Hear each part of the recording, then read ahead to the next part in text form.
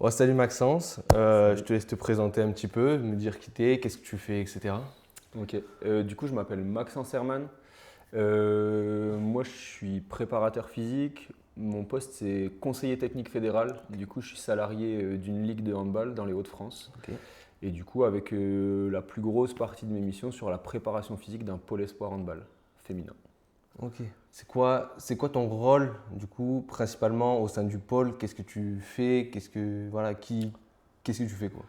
Bah, en gros, du coup, dans les pôles espoir handball, dans le secteur féminin, en tout cas, j'ai parlé Ok. pour le féminin parce que Ouais. c'est là où je travaille, Ok. on a des sites d'accession, des sites d'excellence. Et du coup, l'accession, c'est plutôt les filles qui rentrent dans les premières années de pôle espoir, troisième, Ok. seconde, voire quatrième parfois.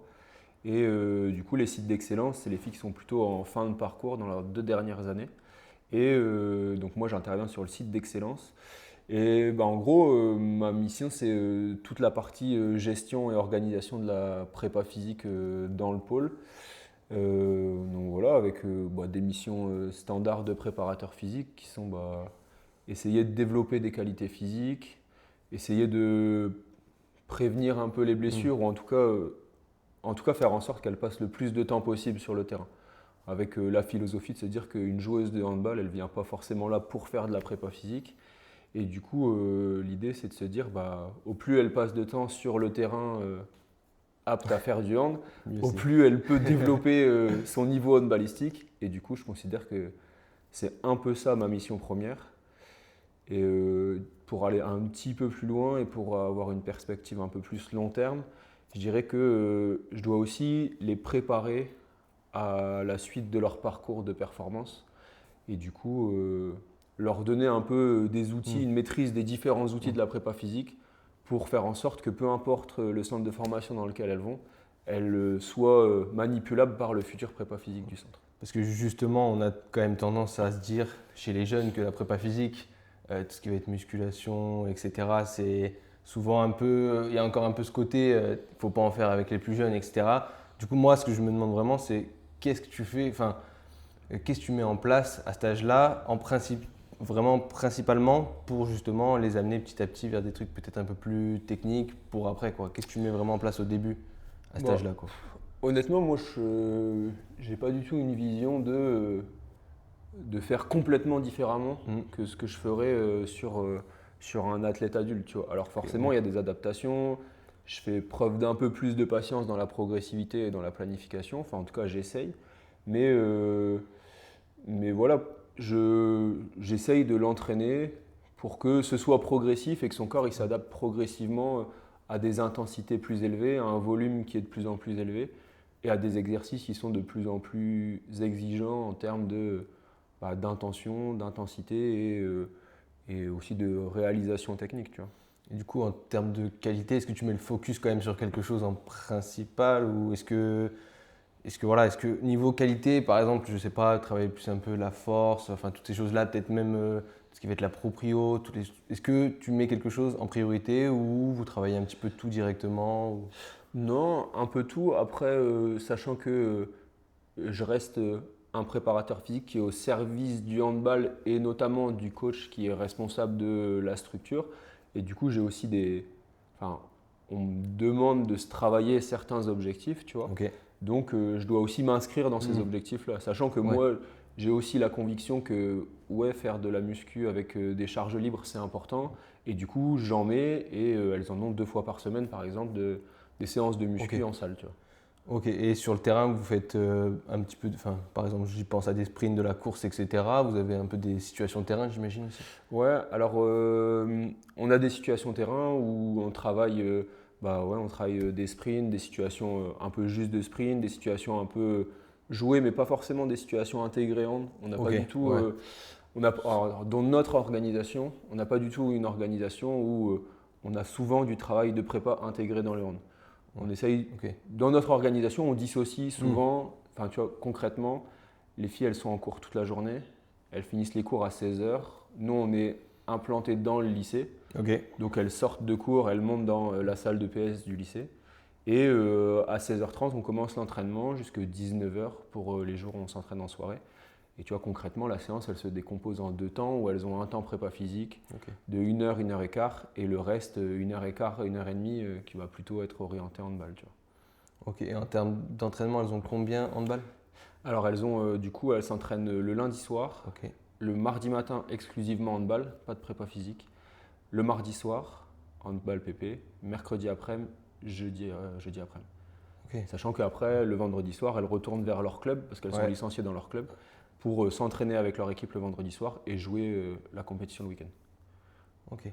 Donc du coup, tu es sur un volume quand même de 6 à 7 séances Ouais, dans la handball, semaine.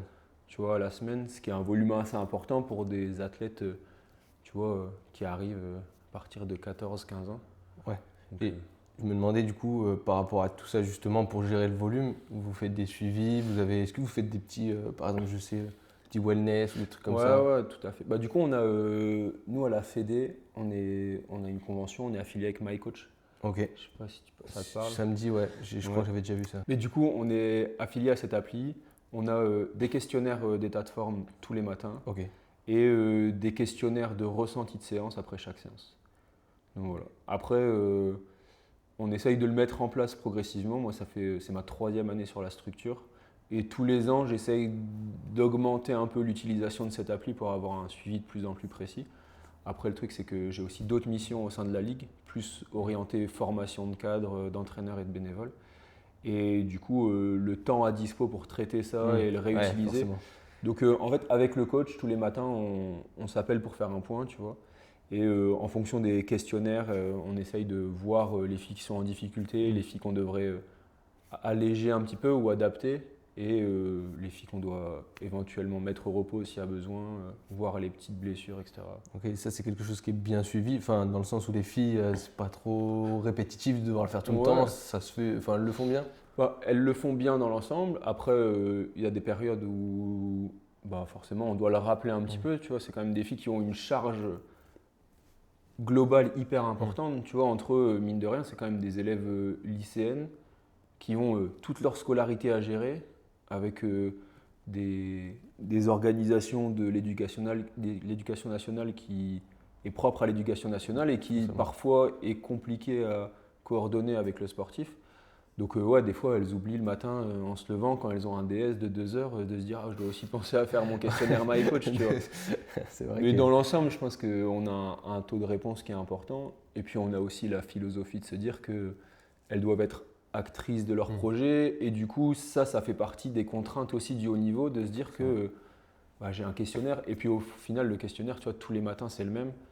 Donc, tu vois, normalement, en 1 minute, 1 minute 30, Ouais, elles y ont répondu. ouais. Si elles sont dans le tram pour venir de l'internat jusqu'au lycée, elles peuvent y répondre. Et du coup, dans l'ensemble, ça va. Ok, ouais. Et justement, pour pouvoir rentrer au pôle, c'est quoi un petit peu les critères? Est-ce qu'il y a des critères déjà physiques, etc.? Est-ce que vous prenez des choses en compte en particulier ou… Bah, en fait, les critères de sélection, ils sont assez variés parce que du coup, on essaye. Alors, moi, je suis moins dans la partie détection. Moi, Ok, toi, ouais. j'apporte un regard sur le potentiel physique, ce que j'évalue comme ça dans les qualités physiques. Je vais aussi tester les filles avec des Ouais. valeurs Ok. sur des tests de saut, des tests de vitesse, etc. Mais après, j'ai moins un avis, enfin j'ai un avis à donner, tu vois, mais c'est plus consultatif et je suis moins dans le choix final. Donc je peux pas te dire exactement ce qui se passe dans la Ouais, tête dans leur tête, ouais, des ouais. 2 entraîneurs qui décident vraiment qui va rentrer. Mais ouais, en fait, il y a un vrai débat, enfin en tout cas une vraie complexité à choisir entre des filles qui sont bonnes à l'instant T, tu vois, Ouais. et Et qui peut-être ont physiquement. atteint leur plein potentiel Ouais. déjà à 14 ans, et des filles qui sont en devenir, des filles qui… Enfin, en vrai, c'est hyper complexe parce qu'on essaye aussi, par exemple, de prendre en compte bah, depuis combien de temps elles font du hand, tu vois. Ça joue aussi. Une Parce que… fille qui fait du hand depuis 8 ans, bah… Ouais. Ouais, je vois. Parce que c'est vrai que moi, je sais que de mon époque, etc., quand tu voulais rentrer au pôle, etc., ça te disait directement que on allait sûrement prendre un mec qui était plus grand que toi parce qu'il y avait plus de chances que, même s'il était mauvais, enfin moins bon à l'instant T, que de par ses qualités physiques, il y avait plus de chances que tu le façonnes comme un vrai bon joueur qu'un joueur qui est déjà très bon, mais tu sais que physiquement, il pourra plus forcément évoluer, Ouais. etc. que tu penses encore un peu la philosophie, etc. ou pas? Non, pas forcément. Alors, je pense que ça l'est un peu, mais tu vois, dans le handball féminin, tu as des contre-exemples comme des filles comme Nora Mork, tu vois, la norvégienne, Ouais. qui n'est pas hyper grande et qui arrive à Ah, mais exceller au niveau international, est-ce tu que vois. justement c'est parce que là tu me parles à l'étranger, mais du coup en France peut-être, est-ce que c'est les mêmes mentalités, Alors, tu vois? ouais, je comprends. Bah, en fait, je suis pas sûr qu'il y ait une mentalité figée, Mm. tu vois. Je pense que c'est aussi un questionnement permanent, tu vois, des discussions qu'on peut avoir avec l'entraîneur en se disant, ok, peut-être qu'à un moment on a misé que sur des profils, tu vois, Mm. et que bah c'est des joueuses qui sont des bonnes joueuses du moment, bah elles peuvent aussi avoir un avenir. Mais après, il faut aussi que la joueuse du moment, on, on puisse déceler que elle est capable de faire plusieurs trucs, tu vois. Ouais. La joueuse du moment qui est bonne, qui marque 15 buts par match, mais qui fait tout le temps la même chose parce que le rapport de force, il est pas bon, Ouais, enfin en tout ouais. cas, il n'est pas adapté à son niveau. Bah, le truc, c'est que tu peux te questionner sur, ok, quelle perspective d'évolution, tu vois. Une joueuse qui est capable de faire plein de trucs, qui a une bonne relation avec le pivot, qui sait déborder Mm. intérieur, extérieur, Ouais, enfin, même qui si tente des tirs à la hanche, tu même vois si, aussi. même si c'est pas parfait, tu te dis Ouais, ouais, il y a des choses à jouer parce qu'elle a un grand panel ouais, de c'est ça. trucs, elle peut faire plein de choses quoi. Donc Ouais, ouais, tu peux la rendre meilleure. Alors que ouais, celle qui est tout le temps un peu pareil, ouais, tu te dis est-ce qu'elle va pouvoir réussir à faire autre chose que ouais. ce qu'elle fait déjà quoi. Et, et le truc, c'est aussi de se dire, bah, le résultat brut à l'instant T de l'efficacité, tu Mm. vois, c'est pas prédicteur de si Mm. ce sera des bons joueurs ou des Ouais, bonnes forcément. joueuses à l'avenir. Donc, en vrai, la détection, c'est quelque chose d'hyper complexe, tu vois. Et notre rôle, tu vois, en tant que personne impliquée dans la détection, c'est aussi de trouver la stratégie qui te permet de voir les gens, de les revoir quelques temps après pour voir s'ils ont avancé. Mm. S'ils sont très bons à un instant T et que 6 mois après, ils Mm. ont le même niveau et que les autres, ils ont rattrapé, tu te dis, Mm. bah, Ouais, là, ok, la marge de progression, elle est faible. Donc, ok. enfin, ouais, franchement, c'est hyper complexe. Il y a plein de critères à prendre en Mm. compte. Mais voilà, effectivement, il y a une alternance entre bah, on prend une joueuse qui est bonne maintenant et qui a quand même quelques qualités physiques. Tu vois, si elle est bonne maintenant et que tu vois qu'elle est petite, qu'elle est lente, à un Mm. moment, tu te dis que Ouais, les forcément. perspectives, elles sont faibles. Tu vois, mais tu vas pas forcément que prendre la grande Mm. qui est plus grande que tout le monde, mais qui a une motricité où c'est difficile. Enfin voilà, du coup, il y a plein de critères à prendre en compte. Et en tout cas, j'ai l'impression que ce qu'on essaye de faire, c'est d'avoir des profils variés pour des perspectives un peu différentes. Ouais, parce que je pense que nous, du point de vue un petit peu joueur, enfin moi ça fait maintenant un petit peu longtemps, mais de ce que des fois tu peux te dire, tu comprends pas trop. On a du mal à. Enfin, Ouais, je pense qu'il y a beaucoup de gamins qui ont du mal à comprendre pourquoi il me prend pas. Là, j'ai l'impression d'avoir été très bon, ouais, etc. Mais en fait, ils se rendent pas compte de toutes ces choses derrière. Déjà, l'évolution, voir comment ils évoluent. Eux, ils ont l'impression d'être bons tout le temps, alors que toi, ben, comme tu dis, peut-être que tu as vu qu'il n'avait pas évolué mmh, d'une sélection à l'autre, etc. Il y a toutes ces choses-là ouais, que parfois, je pense qu'ils oublient un petit peu trop et qui font que c'est pour ça que bah, des fois, il y en a qui ne sont pas pris, il y en a d'autres qui sont pris à leur place. Plutôt que toujours trouver des excuses un petit peu, bah, justement, la taille, le machin, etc. Même si, bon, voilà, peut-être que eux, ça peut aussi jouer, mais il n'y a pas que ça, quoi. ouais. Et voilà. Mais je pense que c'est compliqué en tant que joueuse et en tant que joueur aussi dans le secteur masculin d'avoir Mm. ce raisonnement-là. Tu vois, ce Mm. raisonnement-là, il est hyper complexe à avoir, que ce soit bah, par rapport à l'âge et puis aussi par rapport à, bah, tu vois, je vois à travers mon prisme et à travers ma situation, je suis déçu de ça parce que bah, moi, je suis pas retenu. Mm. Mais et on parle de ça pour des filles qui sont en devenir ou qui vont rentrer en structure. Mais tu vois, des filles qui sont en structure aussi, cette démarche de se dire, bah, ok, le résultat brut à l'instant T, il n'est pas forcément ce qui importe le Mm. plus. Tu vois, le chemin pour Ouais, arriver ouais, ouais. à mon plus haut niveau, il est important aussi. Et donc, ouais, je pense que c'est complexe. Et après, là, je te parle de quelque chose, de ce que nous, on a comme philosophie dans les Hauts-de-France sur le secteur féminin avec les entraîneurs handball avec qui je travaille. Mais il y a d'autres pôles et d'autres régions où peut-être la philosophie, elle n'est pas la même et ils Mm. vont se Ouais, centrer ouais. sur des joueuses du moment.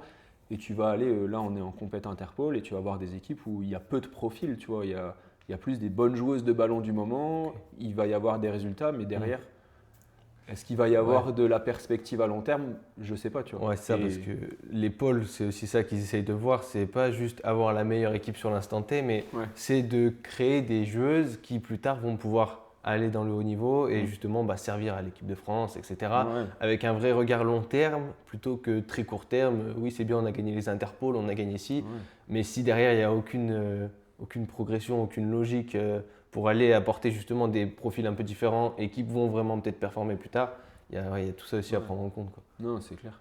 Et, ouais, ta mission première dans la construction du pôle espoir, tu vois, et de ce système de détection, c'est, à mon avis et comment je le comprends, de renouveler l'équipe de France, tu vois. Donc, peut-être que tu vas mettre de côté des filles qui avaient un niveau intermédiaire, tu vois, enfin, qui auraient pu atteindre un niveau intermédiaire. Et à la fin, l'idée, c'est quand même de renouveler l'élite, même si je pense et j'ai aussi la conviction que le pôle espoir, il est aussi hyper important pour renouveler plutôt l'élite territoriale, tu vois, de se dire que les joueurs et les joueuses qui finissent pas en D1 et en équipe de France, c'est aussi des joueuses qui vont avoir une certaine forme d'expérience et de vécu pour jouer dans des niveaux intermédiaires, National 2, National 3, National 1, tu vois. Ouais, pour garder Donc, quand même un bon niveau d'ensemble c'est sur ça. tout le territoire, sur toute la France, etc. Histoire que justement, c'est ça qui fasse vivre après un peu tous les niveaux et qu'on puisse créer de la performance, etc. Si c'est sûr que tu n'entretiens pas tout ça, tu n'entretiens pas le sport amateur, etc., il n'y a pas de sport non plus professionnel derrière. Ouais, carrément. Et tu vois, je vais te donner, pour contextualiser un peu ce que je dis, c'est hyper important de renouveler l'élite territoriale et de la région parce que, par exemple, nos joueuses, nous, lycéennes, elles évoluent dans des niveaux, tu vois, quand elles sont en excellence, elles ont l'obligation d'être au minimum en National 2. Ok. Donc du coup, ça veut dire qu'elles vont devoir s'opposer tous les week-ends à des niveaux National 2, National 1. Donc ça veut aussi dire que dans ton territoire, tu dois avoir des équipes de ce niveau-là qui ont la capacité d'exister dans ces niveaux. Et si ton élite territoriale elle n'est pas renouvelée, tu vois, le niveau d'affrontement le week-end, il ne sera pas le même. La possibilité d'aller dans des clubs qui sont pas trop loin de chez moi, c'est aussi plus complexe. Donc voilà, je pense que c'est aussi un double objectif de renouveler l'élite.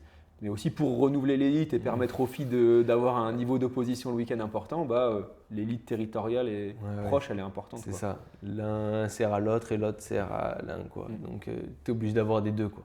Ok. Je trouve ça trop intéressant le pôle parce que en fait ce qui est le challenge, c'est genre donner envie à des filles de pratiquer alors qu'elles viennent pas du tout pour ça, tu vois.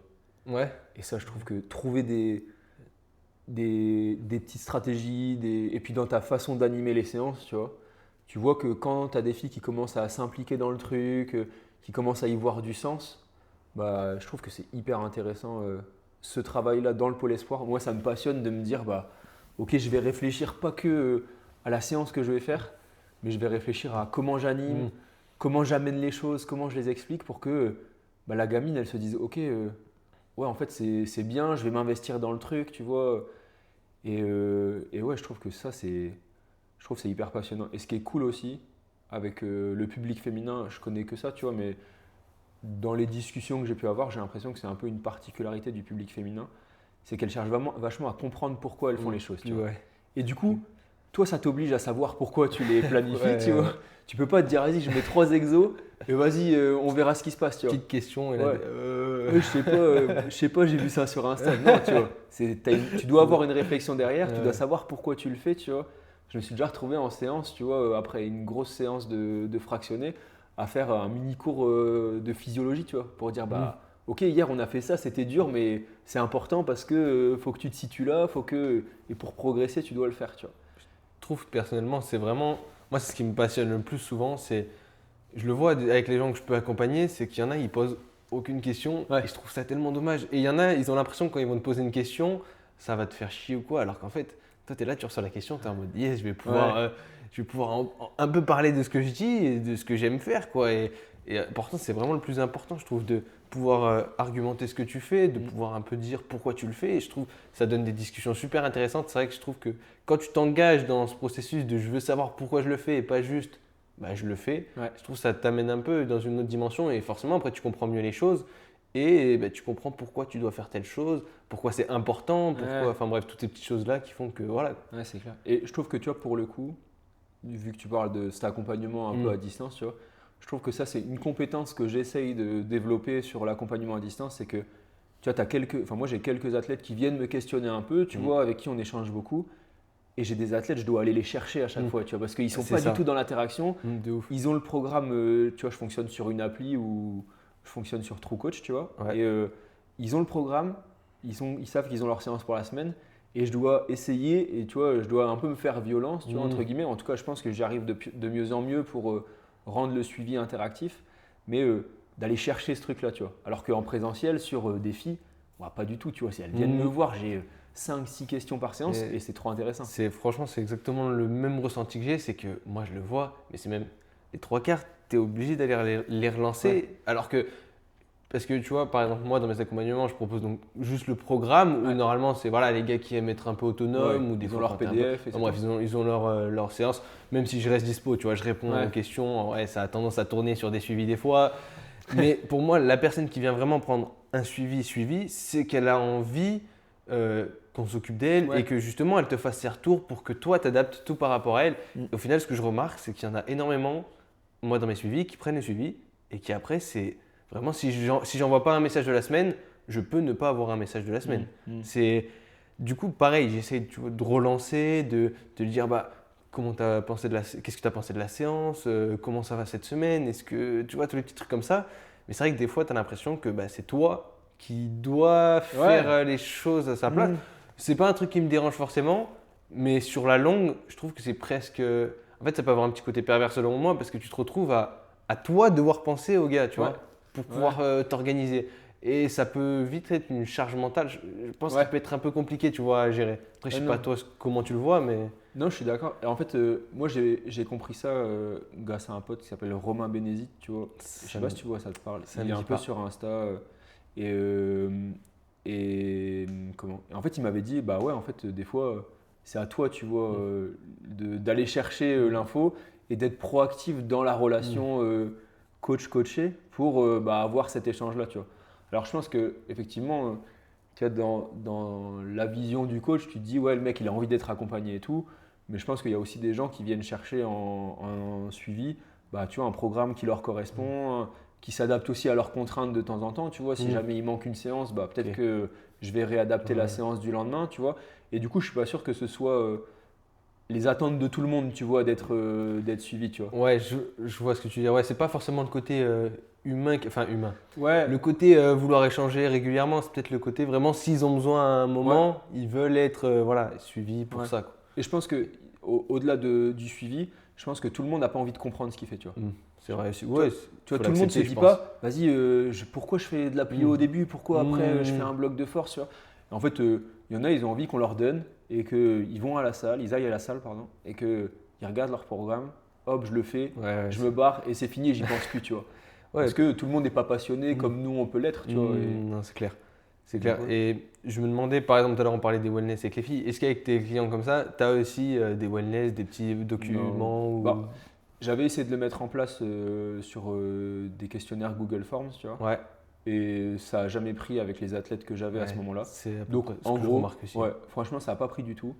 Donc ce que je fais, c'est que, tu vois, je pense, j'essaye 1 à 3 fois dans la semaine, en fonction de l'athlète, combien de fois il s'entraîne, un message, Ouais, comment tu te sens aujourd'hui, ouais. est-ce que tu as fait la séance hier, même si en général, tu vois, j'ai le retour parce qu'il valide sur l'appli, mais des fois, il y en a qui ne valident pas, donc du coup, tu vas à C'est l'info vrai. aussi. Des fois, je vais à l'info aussi bah, pour avoir de l'interaction. Enfin voilà, en fait, c'est que j'essaye de faire vivre le truc, tu vois. C'est pas Ouais. forcément le truc qui était instinctif pour moi, mais quand j'ai fait le bilan de ma première année, c'est de me dire bah ok, ça c'était pas mal. Je sais que dans la planif, bah je suis pas mauvais, tu vois. Je vais pas dire que je suis un dingue, tu vois, mais je pense que ce que je fais c'est cohérent. Je pense que je l'adapte à l'athlète, au client.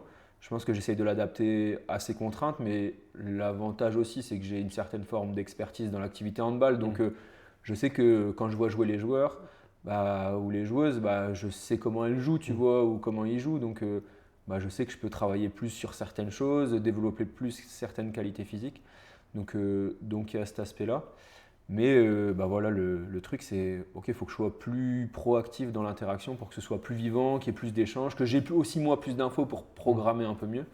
Et des fois, bah, pour adapter un peu mieux. Enfin, ouais, donc voilà. Ouais, parce que moi, personnellement, du coup, c'est vrai que j'ai essayé un petit peu le côté tu veux vraiment qu'on essaie de te suivre? Est-ce que ça te dit de remplir un truc tout le temps? Et au final, au bout même pas d'une semaine, hein, vraiment au bout de Ouais. quelques jours, le mec, il a il a déjà oublié le truc, il a déjà plus forcément envie de s'impliquer. Donc moi comme toi sur l'appli, moi j'utilise Train Heroic. Ouais. Donc à la fin il peut mettre son Ouais, RPE son à ressenti, lui, ouais. peut mettre, même au début tu as le petit wellness en mode t'as bien dormi, courbature, tout ça, tout ça. Donc ça me donne déjà une première visu sur comment il va. En plus de, comme tu dis, devoir le relancer sur des questions toutes bêtes. Je pense qu'il ne faut pas se faire chier. Juste déjà comment tu te sens, est-ce que ça a été bien, est-ce que tu as senti ça dur. Parce qu'après je vois aussi les trois quarts quand ils mettent les RPE à la fin de la séance, il n'y en a pas un qui comprend vraiment le truc. Ouais. Le mec il me dit je peux plus bouger, il m'a mis RPE 6 sur sa séance. Vraiment, j'ai reçu ça l'autre jour, mon client, il m'a dit j'ai plus de jambes. Ouais. Genre, c'était pas l'objectif de la séance forcément, Ouais. mais là ce jour-là, Ouais, il le s'est fait trouvé est qu'il que- n'ait plus de jambes. Ouais. Il m'a dit je tremblais quand je suis rentré au vestiaire. Et il me met RPE 6. Je lui fais est-ce que tu as compris le principe Ouais. du RPE vraiment, tu vois, est-ce que tu sais ce que ça veut dire quoi? Parce que pourtant, tu vois, on en a déjà parlé, etc. Mais là, il me met RPE 6. Je lui fais je pense qu'il faut qu'on revoie un petit peu Ouais. ta façon d'évaluer ton RPE. Parce que là, normalement, tu es sur un RPE 9-10 en fait. Ouais. Tu as fini cramé, c'est RPE 10 quoi. Mais tu vois, après, moi j'ai l'impression, enfin j'ai cette vision-là parce que tu vois, au pôle, tu vois, avant d'être préparateur physique, je suis aussi éducateur sportif, tu vois. Et du coup, moi je vois aussi vachement cette facette du travail-là qui est, bah ok, j'ai aussi une forme de responsabilité dans l'éducation physique, sportive de l'athlète, qu'il soit dans le suivi à distance ou au pôle, tu vois. Et du coup, je pense que bah ouais, c'est aussi notre rôle de dire, bah ouais, là tu me dis que t'es KO, tu mets 6 sur 10. Non, c'est pas ça, tu vois. Ouais, c'est ça. Et ouais, je trouve, enfin, en tout cas, moi, ça m'étonne pas et je pense que ça fait aussi partie du rôle, même quand tu coaches à distance, tu vois. Ouais, c'est vrai que coacher à distance, c'est quand même encore différent parce que toi, tu vois pas ce qui se passe dans la séance. Ouais, tu demandes au gars de mettre le plus de précision, mais en même temps, tu arrives, tu sais pas, déjà rien que les exécutions, si moi, des fois, j'essaye de demander, pense à filmer cet exercice, surtout Ouais. les exercices un peu type Ouais. soulevé de terre, etc. Polyarticulaire, Ouais, technique, je veux ouais. vraiment que le gars, il soit propre. Tu vas lui dire, bah, fais-moi une petite vidéo et tout. Et des fois, tu as le mec qui va dire, ah bah, j'ai oublié ma vidéo. Ouais. Ou, enfin, tous les trucs comme ça, où c'est quand même, c'est le petit truc un peu plus dur, je trouve, de pouvoir vraiment toujours adapter parce que le gars, il va pas te donner toutes les infos que tu as besoin d'avoir. Ouais. Donc après, c'est là où il faut aussi arriver à être bon. C'est que justement, avec ce que tu as, bah, tu dois arriver à faire des choses plutôt pertinentes et quand même arriver à le faire évoluer. Ouais, je suis d'accord. Et pour le coup, tu vois, ça me fait penser, enfin, j'ai déjà écouté plein de trucs où les mecs ils sont genre hyper stricts dans les attentes qu'ils ont des coachés, tu vois, genre ouais, faut la vidéo à chaque fois, machin et tout, ou enfin de façon générale. Alors que moi, ma démarche, c'est plutôt de me dire que c'est moi au service du client, tu vois. Et du coup, par exemple, la vidéo, j'ai pas envie de l'imposer toutes les semaines, tu vois. Et par moment, je la demande parce que j'ai envie de faire un C'est point ça. sur la technique, tu vois. C'est ça. Et si le mec il a envie toutes les semaines de me mettre une vidéo, et bah je vais regarder la vidéo, tu vois. Mais moi, ma démarche, c'est plutôt de me dire, bah ok, je suis à son service et c'est lui qui a des attentes et moi, je dois répondre à ses attentes-là. C'est pas lui qui doit répondre à mes attentes. Enfin, après, c'est ma vision du truc, tu vois. Non, mais franchement, moi, je vois pareil. Le gars, il m'envoie ses vidéos, bah, je réponds à toutes ses vidéos et je lui donne tous les conseils qu'il a envie. L'autre n'a pas envie de m'envoyer de vidéo, tu vois, Ouais, il ne c'est m'envoie ça. pas de vidéo. Mais vraiment, j'essaye de faire en fonction de chacun. C'est sûr que oui, il y en a, ils sont bah, dans les salles commerciales, etc. Tu es là, tu poses ta caméra au milieu, tu n'as pas envie de faire chier tout le monde, ou bah, tu n'y penses pas, ou des Ouais. trucs comme ça. Donc, ouais, je peux comprendre chacun. Et comme tu dis, il faut être au service du gars. Et voilà, c'est à toi de t'adapter en fonction de ce que tu as pour quand même répondre à ses besoins. Et si lui, pour moi, il t'envoie pas ses vidéos, c'est qu'il a Ouais. il s'en fout en fait. Au C'est final, ça. il s'en fout d'avoir ton retour vidéo, d'avoir machin. Mais par contre, c'est sûr qu'à l'inverse, il faut pas que le gars il vienne te dire, bah, Ouais. tu vois ce qui s'est passé. Bah, moi, je sais que le gars il va me dire, ah, techniquement, là, j'ai l'impression de m'être fait un peu. Enfin, je sais pas, sur un soulevé de terre, il me Ouais, dit, ah, je me suis fait mal. Bah, c'est pour ça que je te dis, envoie-moi ton soulevé de Ouais. terre, qu'on regarde et que je te donne le petit point qui peut peut-être t'éviter de te mettre n'importe comment sur ton mouvement. Quoi. Non, c'est clair. Qu'après- Mais après, tu vois, je pense qu'il n'y a pas forcément de vérité, tu vois, mais juste c'est le choix de ma posture, de me dire, bah ok, j'accompagne le mec et pas je lui impose un truc. Tu vois. Je comprends aussi la démarche de te dire, bah ok, je te mets des contraintes pour que tu adoptes un rythme de vie avec du sport et tout. Et tu vois, je l'entends, tu vois. Mais moi, ma posture, elle est plutôt en mode, bah ok, tu as envie de faire du sport, moi je vais t'accompagner pour que ta prépa physique en parallèle du hand ou bien du sport parce que tu as envie de reprendre du sport, bah ça se passe au mieux, que ça réponde à tes besoins, que machin. Et du coup. Ouais, je pense que c'est un choix de posture. Je dis pas que c'est celui-là qu'il faut adopter, mais en tout cas, c'est mon choix à moi et il me semble être plus proche de mes valeurs à moi, tu vois. Du coup, aussi, tu accompagnes plutôt bah, des garçons sur, enfin peut-être même des filles, sur du plus haut niveau. Tu accompagnes des personnes en personnel, c'est ça, si je dis Ouais. pas de conneries? Ouais, bah je fais un peu de coaching à distance, ouais. C'est quelque chose que j'ai lancé, mais sans forcément trop essayer de le développer. Mais c'est quelque chose qui m'intéresse parce que je trouve que c'est assez complémentaire à ce que je fais au pôle. Et ça me permet aussi de voir d'autres contextes, tu vois. Parce que l'avantage entre guillemets au pôle, c'est que on n'a pas d'exigence de résultats à court terme, tu vois. Donc mes cycles, ils sont pas forcément organisés pour que la fille, elle soit dans des dispositions idéales tous les week-ends. Elle ne doit pas être exténuée parce que faut pas qu'elle se blesse, faut qu'elle soit en capacité de s'exprimer et d'être bonne le week-end en club. Mais t'as pas cette pression-là. Et du coup, voir d'autres choses et voir d'autres athlètes avec eux la contrainte d'être le plus performant possible tous les week-ends, ça me paraissait intéressant. Donc ouais, je trouve ça assez complémentaire en fait. Et tu fais aussi un petit peu de prépa sur ton équipe parce que tu es aussi joueur. Du coup j'ai arrêté. J'ai arrêté de jouer. En fait, j'ai joué l'année dernière, j'étais en National 1. Ok. Et du coup, j'ai arrêté parce que j'ai eu un deuxième enfant. Et du coup, en termes de charge, c'était avec un enfant, j'arrivais à profiter et à gérer. Le deuxième, c'était vraiment complexe. Donc du coup, j'ai stoppé et je suis revenu dans un club du coup un niveau en dessous en National 2 avec une licence joueur pour dépanner. Parce que, tu dépannes juste de temps en temps, quoi, histoire. Ponctuellement. Mais je suis au service de l'équipe, prioritairement préparateur physique. Mais j'ai un statut de joueur vraiment ponctuel, un joueur de dépannage, on va dire. Et du coup, en termes de prépa, combien tu as de temps avec l'équipe? Comment tu t'organises un petit peu? Du coup, avec ce groupe-là, ils s'entraînent 3 fois. Et j'ai la moitié de la première séance, donc du coup, on va dire 40-45 minutes, une fois par semaine.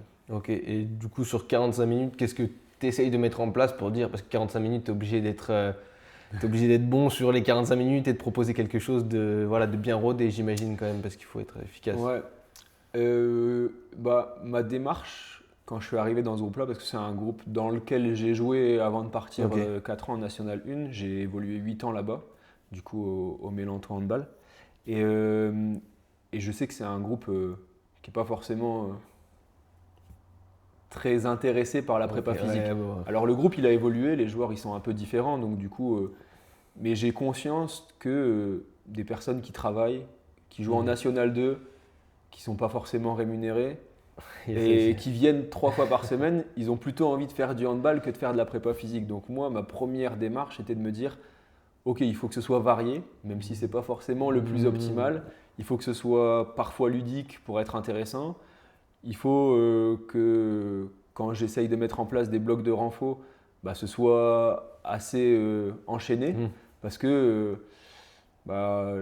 j'essaye de m'éloigner un peu de la théorie de te dire que si tu fais une série, il faut récupérer 2 à 3 minutes. Enfin, en fait, le mec qui sort de sa journée de taf, qui a fini à 18h, qui vient faire sa séance à 19h, il ne va pas te faire 10 reps et te dire les 3 minutes de pause alors que j'ai 1h15, 1h30 de séance. C'est clair que tu perds un peu tous les principes. Moi, l'année dernière, quand j'étais Corba, du coup, c'est encore pire parce que c'est de l'excellence régionale. Donc, c'est des mecs qui en ont complètement vraiment rien à foutre à la base de la préparation physique. Et comme tu dis, tu es obligé de trouver un petit truc pour que ça les intéresse un minimum. Tu es obligé aussi de leur montrer que ce que tu fais, ça ne sert pas à rien. Et du coup, il faut être vraiment fort sur… Moi, j'avais encore pire, j'avais 20 minutes, 20-25 minutes pour pouvoir faire quelque chose. Et là, comme on dit, tu oublies tous les principes de 3 minutes de repos, etc. Quand tu fais de la plio, il faut prendre 3 minutes de repos. Là, non, c'est mort. J'ai essayé de travailler un petit peu sous format circuit. Circuit, voilà quoi. Tu faisais de la plio, je sais pas, on faisait 20 secondes d'un exo et j'ai laissé 40 secondes de repos. Et bon, c'est pas le plus optimal, mais voilà, tu es obligé de faire des petits trucs comme ça. Et après, pour garder le côté un peu ludique, personnellement, ce que je faisais, c'est que j'essayais de faire des choses style un exercice, je le faisais de l'iso. Comme ça, les gars, tu sais, ça se challengeait, genre iso max, iso le plus longtemps possible. Et les mecs, ils étaient obligés parce qu'ils ne voulaient pas finir. Par exemple, je les mettais en pompe et ils ne voulaient pas être le premier à lâcher la pompe. Donc moi, c'est vraiment des petits trucs comme ça que j'essayais de mettre en place pour leur donner un intérêt et pour que vraiment ils se bougent. Comme sur des sprints, quand je faisais des sprints, je faisais pas vraiment des sprints, je faisais des relais quoi. Parce que c'est le seul truc pour que les mecs, quand tu mets leur ego un petit peu en jeu, ils se bougent et tu sais qu'ils vont faire les efforts. Donc voilà, je sais pas toi comment tu fais peut-être pour garder un peu tout cet intérêt. En gros, Bah déjà, le truc, c'est que dans mes 40-45 minutes de séance, j'ai en vrai, j'ai 3 temps à chaque fois, ce qui fait que tu n'es jamais trop longtemps sur le même truc. Et par exemple, le premier, c'est plus, ça va être plutôt orienté autour du gainage, autour du travail un peu en fin d'amplitude.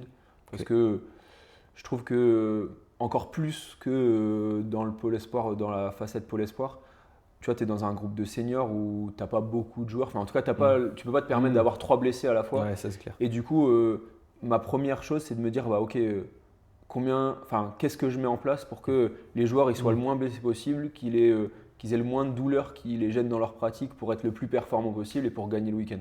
Ça, c'était vraiment le premier truc. Du coup, même si c'est pas forcément le truc le plus intéressant, bah, j'ai beaucoup de travail, tu vois, où ils sont en équilibre, en inversion, des Mm. trucs comme ça, parce que l'entorse de cheville, c'est le truc Qui arrive le plus. qui arrive le plus, tu vois, que ce soit avec les filles, on en a eu une aujourd'hui, ou bien avec les garçons.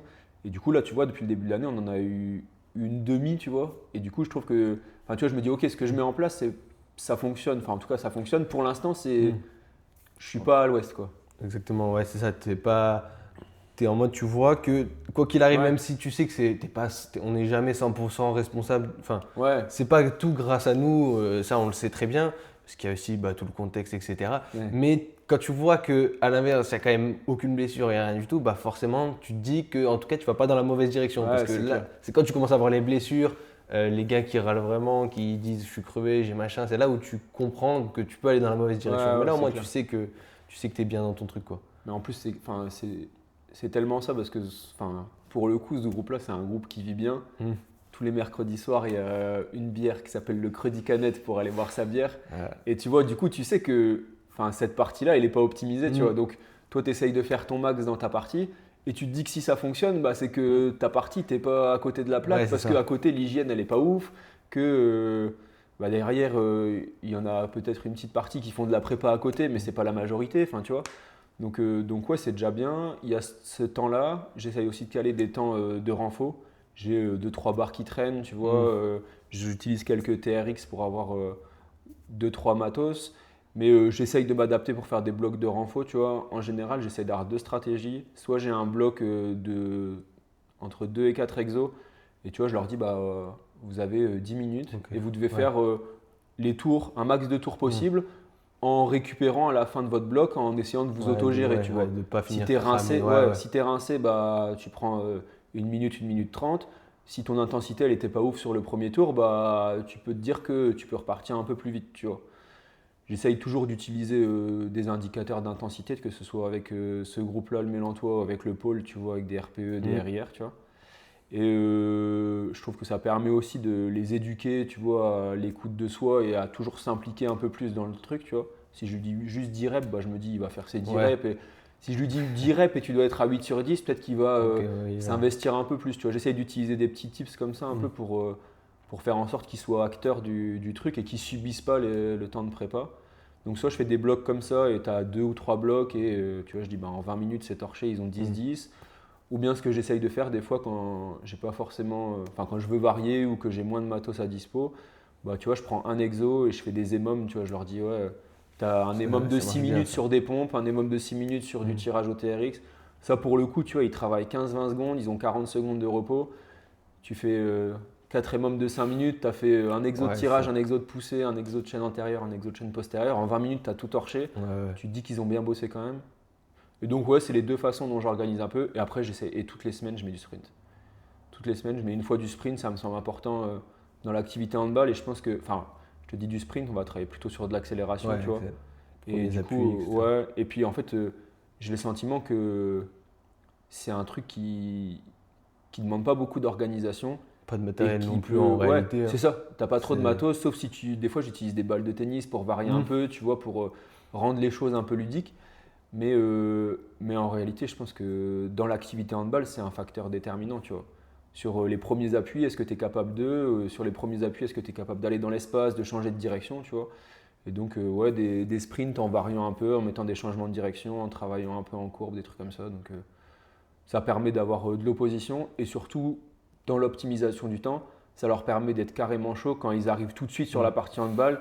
Ils ont juste Forcément. quelques tirs à faire et du coup, enfin, je pense que quand tu interviens sur un groupe comme ça, il y a aussi ce facteur-là à prendre en compte, de se dire, bah, ok, si je finis par la muscu, combien de temps ils vont mettre à rentrer dans leur séance handball, tu vois. Et du coup, ça, je trouve que, enfin, tu vois, dans ma réflexion, c'est aussi important de me dire, bah, ok, j'optimise et quand ils finissent ma séance, ils sont prêts à faire du hand quasiment à 2-3 détails près. Malheureusement, à partir de ce moment-là, la vidéo a coupé. Mais Maxence devait dans tous les cas rejoindre son équipe à l'hôtel pour préparer le match des Interpol qu'il allait jouer dans l'après-midi. Nous avons donc fini par une petite conclusion rapide. Non, en vrai, je trouve que, enfin, moi, par rapport à ce qu'on vient de faire, je trouvais ça hyper intéressant, tu vois. Bon, moi, c'était la première fois que je faisais de ouf, un truc comme ça. Et puis, non, je trouve que c'est intéressant de discuter. Je trouve que bon, ça permet d'échanger sur des trucs, de partager un peu des points de vue. Moi, je pense qu'on aura encore 10 000 choses à se dire, mais je sens que j'ai plein de questions à te poser, parce que c'est vrai que finalement, j'ai l'impression en plus qu'on a quand même la même vision, enfin, à peu près la même vision sur certaines choses, donc c'est vrai que je pense qu'on aurait pu parler bien plus longtemps encore. Le truc, c'est que moi, je suis en pleine compète, et du coup, comme on a match dans 3 heures. Et je vais essayer, je pense que je prendrai la caméra, je viendrai vous prendre des petites photos. Ouais, carrément chaud. On va venir voir ça.